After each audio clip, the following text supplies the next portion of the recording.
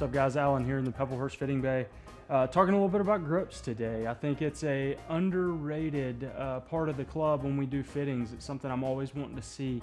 What grip is right for you as the player? So I've grabbed a few here. I've got a couple in my hand. I've just got a traditional Tour Velvet 360.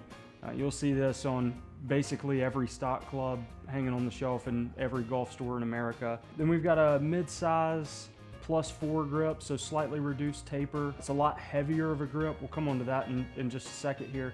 This is a mid-size grip with a slightly larger bottom hand to reduce some taper. And then lastly have the Bryson DeChambeau grip, which is the JumboMax. This specific one is the ultralight and the small size. Don't let the word small fool you. This grip is absolutely massive.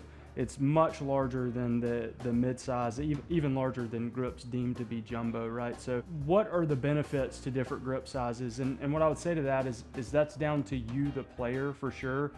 You will see guys that say bigger grip helps you avoid hooking the ball, smaller grip helps you avoid slicing it.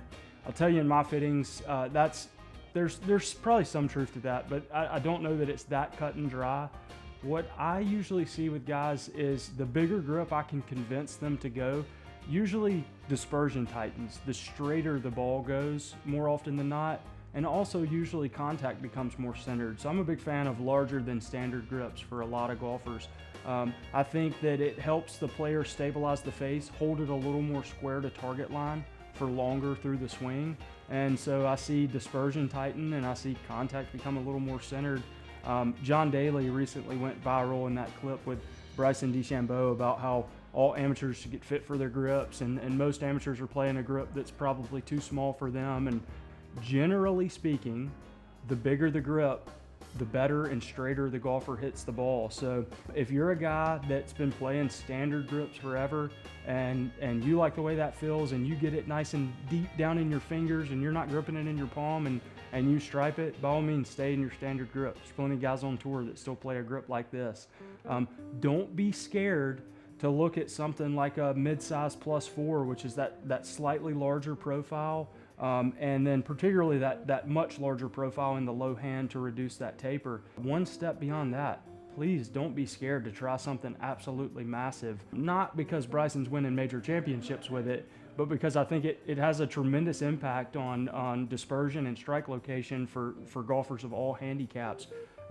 We always say this, come test it. Is guys coming in that feel like they have the right head and love their shaft, love the timing on their current shaft, and they just want to see how does a larger grip affect this, or how does a slightly lighter grip affect this. This grip, the Bryson grip, the extremely large grip, is actually the lightest of the 3 grips in my hand.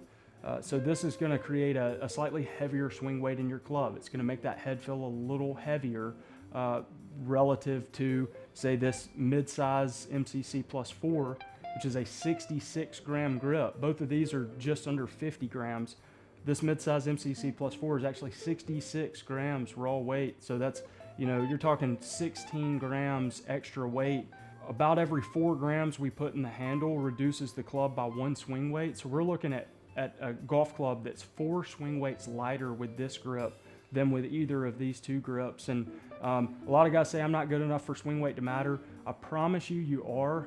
You just might not know enough about it to know that you are. But if I gave you a club that was C7 versus a club that was D5, you would 100% be able to tell the difference. Now, as far as which one's better or worse, there isn't one. It's about what's right for you. The grip is going to have a massive impact on swing weight, and then like I said, grip size is going to have an impact on your dispersion and on your ability to hit the center of the face.